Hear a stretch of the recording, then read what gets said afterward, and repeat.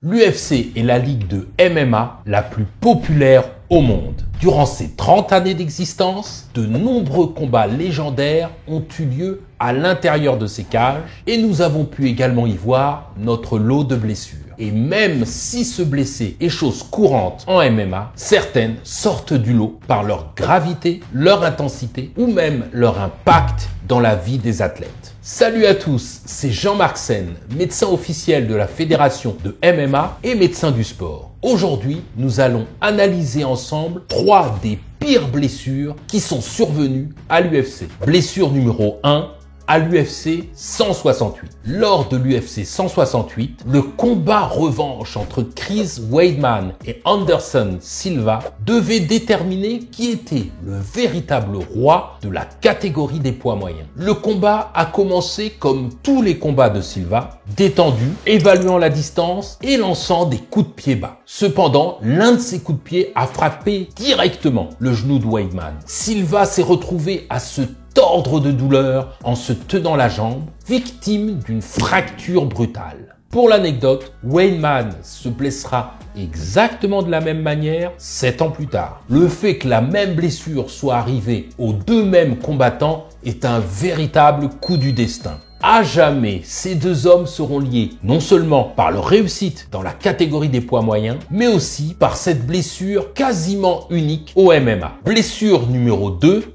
UFC 264. L'UFC 264 a mis en vedette le combat entre Conor McGregor et Dustin Poirier pour conclure une rivalité de longue date entre les deux strikers d'élite de la catégorie des poids légers. McGregor avait remporté le premier affrontement en 2014 en mettant Dustin Poirier KO au premier round.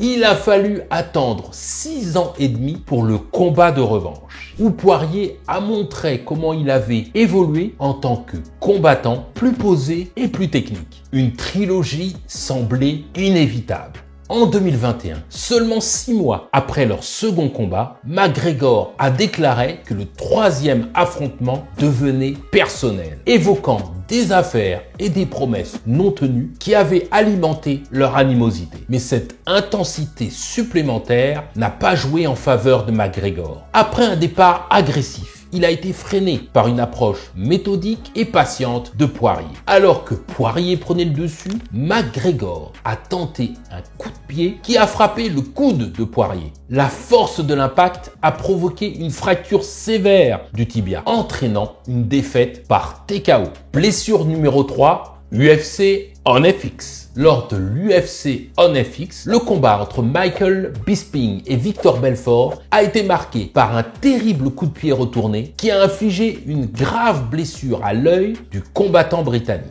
lui valant la perte de celui-ci. Bien que cette blessure soit peu évoquée, c'est probablement parce que Bisping, connu pour être l'un des combattants les plus coriaces au monde, n'en fait pas tout un drame. Au contraire, il aborde même cette situation avec humour.